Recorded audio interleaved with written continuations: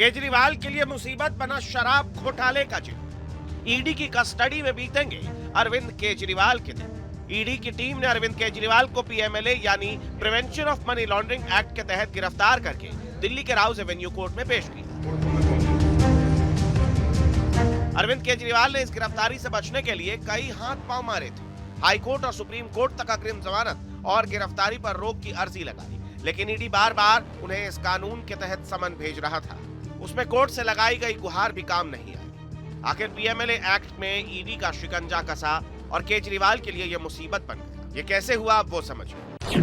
PMLA act साल 2002 में पारित हुआ था और इसे 1 जुलाई 2005 को लागू किया गया था। इस कानून का मकसद मनी लॉन्ड्रिंग को रोकना है। इस कानून की धारा 45 में आरोपी की जमानत के लिए 2 कठोर शर्तें हैं। पीएमएलए के तहत सारे अपराध संज्ञेय और गैर जमानती होते हैं। इस कानून में अग्रिम जमानत का प्रावधान नहीं है। आरोपी की गिरफ्तारी के लिए वारंट की जरूरत नहीं होती और सबसे बड़ी बात कि पीएमएलए के तहत गिरफ्तार होने वाले को कोर्ट में अपनी बेगुनाही साबित करनी होती है।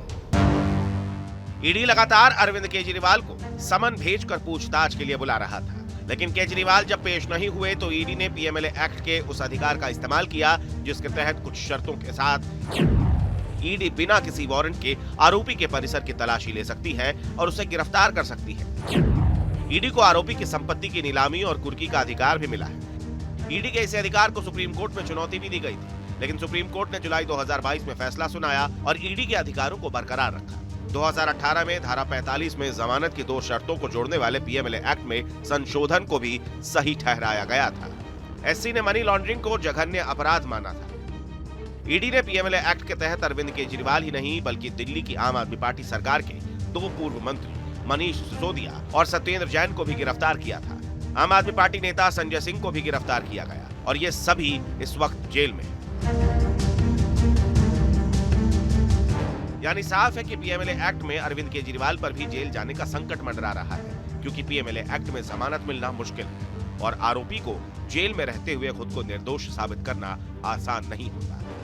अदालत ऐसे मामलों में सिर्फ तब जमानत दे सकती है जब वो पूरी तरह से संतुष्ट हो कि आरोपी संबंधित अपराध का दोषी नहीं है और उसके जमानत पर रहते हुए कोई अपराध करने की संभावना ही नहीं। धारा 45 के अंतर्गत ये कहा गया है कि अगर पीएमएलए एक्ट के अंतर्गत आप बेल की डिमांड करते हैं तो आपको ये प्रूव करना पड़ेगा कि पेमसाई के अलावा डायरेक्ट इन्वॉल्वमेंट आपका इस पूरे मामले में जिसके आरोप आप पे लगे हैं वो नहीं है। लेकिन अगर हम बात करें वहीं सीआरपीसी की, जिसके अंदर हम जो और आपराधिक मामले होते हैं, अगर हम उसकी बात करें तो उसमें अगर हम बेल की डिमांड करते हैं तो पेमसाई प्रूव करने पर ही आपको बेल ग्रांट हो जाता है, लेकिन पीएमएलए एक्ट के अंतर्गत ऐसा नहीं है।